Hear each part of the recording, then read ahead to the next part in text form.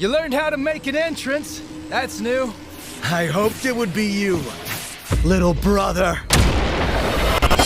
So finally इतने ज़्यादा इंतजार के बाद यहाँ पे एनिमे एनवाईसी का जो इवेंट है वो फाइनली स्टार्ट हो चुका है। एंड बेसिकली एनिमे एनवाईसी 2025 एक एनिमे कन्वेंशन है जो हर साल होता है। एंड जैसे कि मैंने आप लोग बताया था कि इस इवेंट में आप लोगों को बहुत सारे एनिमे अपडेट सुनने को मिलेंगे। एंड सबसे पहले जिस प्लेटफॉर्म की तरफ से हम लोग को अपडेट सुनने को मिला है वो है नेटफ्लिक्स, जिसने यहाँ पे बहुत सारे अपडेट्स दे दिए है। एंड इसके अलावा जंप फेस्टा 2026 के बारे में बात करेंगे, साथ ही में demon slayer, chainsaw man movie और भी बहुत सारे अपडेट्स हैं। तो यहाँ पे मैं आप लोग को सजेस्ट करूंगा कि आप लोग वीडियो को बिना स्किप करके देखना। एंड अब चलो ज्यादा टाइम वेस्ट ना करते हुए आज की इस वीडियो को स्टार्ट करते हैं। तो सबसे पहले हम लोग बात करें एनिमे एनवाईसी के इवेंट के बारे में, जहां पे हम लोगों को आज नेटफ्लिक्स की तरफ से बहुत सारे अपडेट सुनने को मिले। एंड नेटफ्लिक्स ने क्या क्या अपडेट दिया है उसके बारे में बात कर ले। जैसे नेटफ्लिक्स ने अनाउंस किया है कि the fragrant flower blooms with dignity. So इसका इंग्लिश डब का फर्स्ट डेब्यूट यहाँ पे एनिमे एनवाईसी के इवेंट के अंदर होने वाला है, जो 23 अगस्त के दिन हमें देखने मिलेगा। जहाँ पे मैं इंग्लिश डब का इतना बड़ा फैन तो नहीं हूँ, बट हाँ अगर आप लोगों को इसका इंग्लिश डब देखना है तो आप लोगों को उसके लिए वेट करना होगा 7 सितंबर का। बाकी आप जिसको जो करना है वो करे। बट हम लोग बड़े अपने नेक्स्ट अपडेट के ऊपर, जो आता है नेटफ्लिक्स के एनिमे को लेकर, जिसका नाम है ब्लू आई समुराई, जिसका यहाँ पे सीजन 2 का वेट अगर आप लोग कर रहे हो तो आप लोगों को वेट करना होगा, क्योंकि इसकी रिलीज डेट नहीं बताई गई है। इंस्टेड हम लोग को सीजन 2 का फर्स्ट टीजर देखने मिल चुका है, जहाँ पे सीजन 2 का टीजर आप लोग भी चेकआउट कर सकते हो। एंड अभी भी ये प्रोडक्शन में, तो हो सकता है कि अगले साल तक इसकी रिलीज डेट भी बता दी जाए। बाकी नेटफ्लिक्स ने जो एनिमेस की रिलीज डेट बताई है उसके बारे में हम लोग बात करें, जैसे यहाँ पे नेटफ्लिक्स के मोस्ट कंट्रोवर्शियल एनिमेटेड सीरीज के बारे में बात कर ले, जो आता है डेविल मे क्राई। जहाँ पे कंट्रोवर्सी है कि ये वाली एनिमेटेड सीरीज काफी सारे लोगों को अच्छी लगी। एंड बहुत सारे जो डेविल मे क्राई के गेम्स के फैन है उनको ये सीरीज बिल्कुल भी अच्छी नहीं लगी। सो आप लोग कौन सी कैटेगरी में हो वो मैं आप लोगों से पूछने नहीं आया हूँ। मैं यहाँ पे आप लोग बताने आया हूँ कि डेविल मे क्राई का जो सीजन 2 का ट्रेलर है वो ड्रॉप हो चुका है। एंड अगर आप लोग भी इसके सीजन 2 का वेट कर रहे थे तो यहाँ पे आप लोग अभी फिलहाल के लिए इसका ट्रेलर देखकर काम चलाओ, जिसके अंदर हम लोगों को काफी इंसेन लेवल का एक्शन देखने मिला है। बाकी जो डेविल मे क्राई का जो सीजन 2 होने वाला है वो 2026 नेटफ्लिक्स पर देखने मिलेगा। बट एनीवेज यहाँ पे इससे भी कंट्रोवर्शियल एनिमे के बारे में बात करें, जो आता है रिकॉर्ड ऑफ रैग्नारॉक। जहाँ पे कंट्रोवर्शियल छोड़ो, यहाँ पे ये वाला एनिमे तो इंडिया में बैन ही है, बट स्टिल अगर आप लोग जुगाड़ करके इस एनिमे को देखते हो तो यहाँ पे रिकॉर्ड ऑफ रैग्नारॉक के सीजन 3 के लिए भी आप लोग तैयार हो जाओ, क्योंकि इसका न्यू ट्रेलर रिवील किया जा चुका है। एंड फाइनली इतने टाइम बाद जाकर रिकॉर्ड ऑफ रैग्नारॉक के सीजन 3 का कमबैक होगा, जो दिसंबर 2025 में नेटफ्लिक्स के ऊपर आप लोगों को देखने मिलेगा। एंड इसके साथ ही में रिकॉर्ड ऑफ रैग्नारॉक सीजन 3 के अंदर कौन कौन सी फाइट्स को फीचर किया जाएगा उनके भी नेम्स आप लोग रीड कर सकते हो। बाकी इन तीनों बैटल्स में से आप लोग किस बैटल को देखने के लिए सबसे ज्यादा एक्साइटेड हो वो आप लोग कमेंट में जाके जरूर बता देना। एंड देखा जाए तो नेटफ्लिक्स वाले यहाँ पे back to back huge update देते जा रहे हैं, बट यहाँ पे अभी तो शुरुआत हुई है। यहाँ पे नेटफ्लिक्स की तरफ से हम लोग कुछ और भी अपडेट सुनने को मिले, जैसे साकामोटो डेज पार्ट 2 का हमें न्यू ट्रेलर देखने मिला है, या फिर यूं कहूँ क्लाइमेक्स ट्रेलर। जहाँ पे इस क्लाइमेक्स ट्रेलर के बाद यहाँ पे साकामोटो डेज का पार्ट 2 भी हम लोग को अगले महीने एंड होते हुए देखने मिलेगा। एंड इसी के साथ नेटफ्लिक्स की तरफ से जितने भी एनिमे अपडेट्स आए थे वो सारे मैंने आप लोग बता दिए। और हालांकि यहाँ पे अभी और भी बड़े बड़े अपडेट्स है, जैसे क्लाइमेक्स ट्रेलर से मुझे याद है तो यहाँ पे डान द दान सीजन 2 का भी क्लाइमेक्स ट्रेलर ड्रॉप हो चुका है, जहाँ पे इसी के साथ हम लोगों को इसका न्यू की विजुअल भी देखने मिला, जिसके अंदर यहाँ पे काइजू आर्क को फीचर किया गया है, जो डान द दान का one of the best arc होने वाला है। एंड अफसोस की बात यह है कि डान द दान का जो सीजन 2 है वो नेक्स्ट मंथ एंड तो हो जाएगा, बट जो इसका क्लाइमेक्स ट्रेलर ड्रॉप हुआ है उस ट्रेलर के अंदर हम लोगों को एक न्यू कैरेक्टर को फीचर होते हुए दिखाया गया है, जो आता है अपना गोट,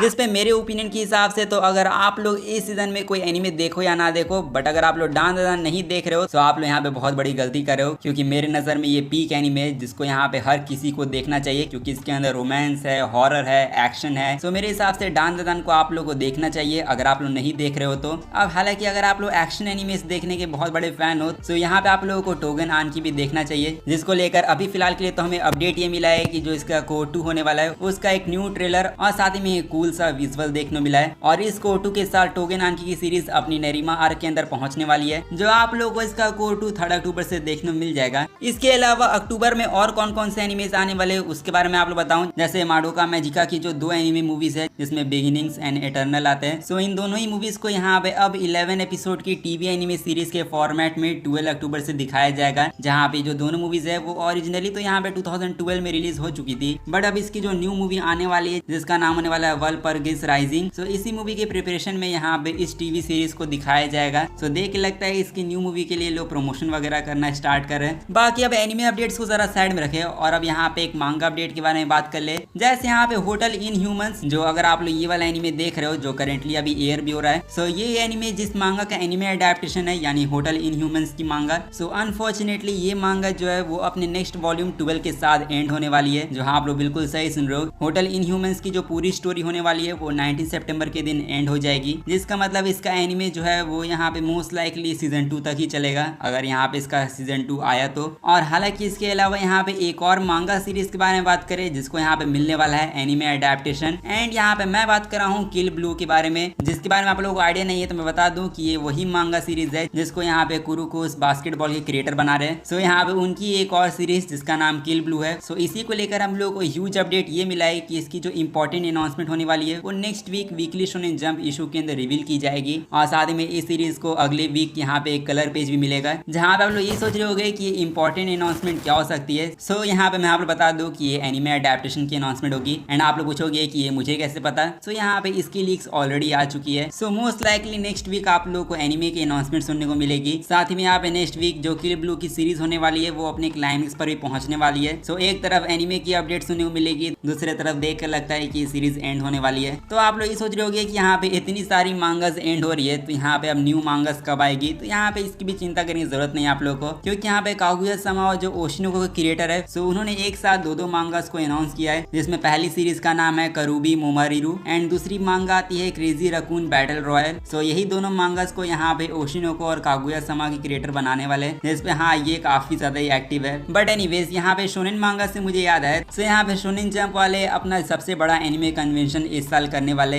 यानी जंप फेस्टा 2026। एंड ये इवेंट कितना ज्यादा क्रेजी होता है आप लोग पता ही होगा, क्योंकि इसके अंदर हम लोगों को बहुत सारे एनिमे अपडेट्स सुनने को मिलते हैं। एंड जंप फेस्टा 2026 अपनी जो इन्फॉर्मेशन होने वाली है वो यहाँ पे next weekly Shonen jump issue के अंदर रिवील करेगा, जहाँ पे वैसे तो ये इवेंट 20 से लेकर 21 दिसंबर के बीच में चलेगा। बट हाँ कौन कौन से एनिमेस को स्टेजेस और बूथ मिलेगा उसके बारे में हम लोग को अगर इन्फॉर्मेशन नेक्स्ट वीक मिल जाती है सो वो मैं आप लोग बता ही दूंगा। सो अगर आप लोग उस इन्फॉर्मेशन को मिस नहीं करना चाहते हो तो चैनल को सब्सक्राइब करके रख लो। बाकी देखा जाए तो यहाँ पे ऑलमोस्ट हम लोगों ने अपने सभी अपडेट्स के बारे में बात कर लिया है। सो अब हम लोग बात करें अपने दो ऐसे एनिमेस के बारे में जिनकी मूवी रिलीज होने वाली है, जिसमें पहली आती है अपनी डीमन स्लेयर इन्फिनिटी कैसल की मूवी, जिसके लिए आप लोग बहुत बेसब्री से इंतजार कर रहे होंगे। हाँ जो लोग इंतजार नहीं कर पा रहे थे वो लोग यहाँ पे लीक वर्जन को देखने चले गए थे। एंड लास्ट टाइम मैंने आप लोग बताया था कि यहाँ पे डीमन स्लेयर वालों ने बोला था कि अगर जो भी मूवी लीक करते हुए पकड़ा गया उसको यहाँ पे 10 साल की सजा होगी। तो यहाँ पे काफी सारे लोगों ने शायद इस बात को सीरियसली नहीं लिया हो, बट यहाँ पे डीमन स्लेयर वाले पूरी तरीके से सीरियस है, क्योंकि अभी टोक्यो पुलिस ने यहाँ पे अभी 24 ईयर ओल्ड कोरियन स्टूडेंट को गिरफ्तार किया है। एंड इस स्टूडेंट का नाम था शिम जनवू। सो बेसिकली जब पुलिस ने इसको अरेस्ट किया तो यहाँ पे शिम ने पहले तो डिनाई कर दिया कि नहीं वो फिल्म रिकॉर्ड नहीं करा था, बट बाद में जब इसको 30 जुलाई के दिन अरेस्ट किया गया तब इसके ऊपर एक क्राइम लगा कि इस बंदे ने यहाँ पे 200 एनिमे के ब्लू रे डिस्क जो 1.3 मिलियन येन वर्थ है, जो आप लोगों को यूएस करेंसी में $9,000 के आसपास है। सो यहाँ पे किसी और के कार्ड से इसने इतने सारे ब्लू रे डिस्क को खरीदा। एंड इसके बाद जब पुलिस ने इसके फोन को चेक किया तब पुलिस ने देखा कि इसने डीमन स्लेयर की पूरी मूवी यानी 2 घंटे 35 मिनट की जो मूवी है वो अपने फोन में रिकॉर्ड कर रखा है। सो इसी वजह से पुलिस ने इस बंदे को अरेस्ट कर लिया और अब पुलिस ने बोला कि अब बेटा तुम सड़ो 10 साल जेल में, और साथ ही में $90,000 का इसके ऊपर फाइन भी लगा है। जिस पे देखा जाए तो इस बंदे ने यहाँ पे फिल्म के चक्कर में अपनी पूरी लाइफ को बर्बाद कर दिया, जिस पर काफी ज्यादा अफसोस की तो बात है। बट एनीवेज यहाँ पे आप चेनसो मैन मूवी के बारे में बात करें जिसको लेकर एक काफी बड़ी न्यूज निकल कर आई है, और वो न्यूज ये है कि जो मापा स्टूडियो की चेनसो मैन की द रेजी मूवी होने वाली है। सो इस मूवी का जो पूरा प्रोडक्शन का काम है वो मापा स्टूडियो ने कंप्लीट कर दिया है। एंड स्टूडियो मापा की जो न्यू मूवी होने वाली है चेनसो मैन की, उसका जो टोटल रन टाइम होगा वो 1 आवर 40 मिनट्स का होगा, जहाँ पे इस मूवी को जापान के अंदर पीजे रेटिंग मिली है। एंड आप लोग सोच रहे होंगे कि पीजे रेटिंग तो यहाँ पे बच्चे लोगों के लिए भी होती है, सो क्या जापान में इस मूवी को ये रेटिंग देना सही होगा या नहीं? तो इसका आंसर हाँ है, क्योंकि जापान में मोस्टली जो मूवीज होती है उनको यही रेटिंग मिलती है। Even demon slayer infinity castle को भी यही रेटिंग मिली है, बट जापान में यही रेटिंग मिली है तो इसका मतलब ये नहीं है कि वर्ल्ड वाइड यही रेटिंग रहेगी। यूएस वगैरह के अंदर इस मूवी को एडल्ट वाली रेटिंग मिलती है। जहाँ पे इंडिया के बारे में बात करें तो इंडिया में जब ये मूवी रिलीज होगी तो या तो इसको यूए रेटिंग मिल सकती है, बट इस मूवी को अगर यूए रेटेड किया गया तब यहाँ पे इसके अंदर काफी सारी सेंसरशिप हो सकती है, क्योंकि आप लोग पता ही है कि तात्सुकी फुजीमोटो की जो सीरीज होती है वो यहाँ पे कितनी ज्यादा खतरनाक होती है। एंड यहाँ पे मैं उनकी सीरीज को कभी भी बच्चों को दिखाना प्रेफर नहीं करूंगा। सो अगर इस मूवी को सेंसर ना किया जाए इंडिया के अंदर तो इस मूवी को यहाँ पे ए रेटेड किया जा सकता है, जिस पर अब तो ये मूवी रिलीज होने के बाद ही पता चलेगा, जहाँ पे जापान में ये जो चेनसो मैन की फिल्म होने वाली है वो 19 सितंबर के दिन रिलीज होगी और इंडिया में जापान के रिलीज होने के जस्ट एक वीक बाद यानी 26 सितंबर के दिन ये मूवी इंडिया में रिलीज हो जाएगी। सो देख के लगता है यहाँ पे इंडियन फैंस इस बार लकी निकले। बाकी यहाँ पे आज की अपडेट्स तो बस ये तक थे। सो अगर आप लोग को ये वीडियो अच्छा लगा है तो जाके वीडियो को लाइक कर दो और फ्यूचर में अभी और भी एनिमे अपडेट्स आने वाले हैं तो उसके लिए आप लोग चैनल को भी सब्सक्राइब कर लेना। बाकी मैं मिलूंगा आप लोगों से नेक्स्ट वीडियो में, तब तक के लिए सायोनारा एंड पीस आउट।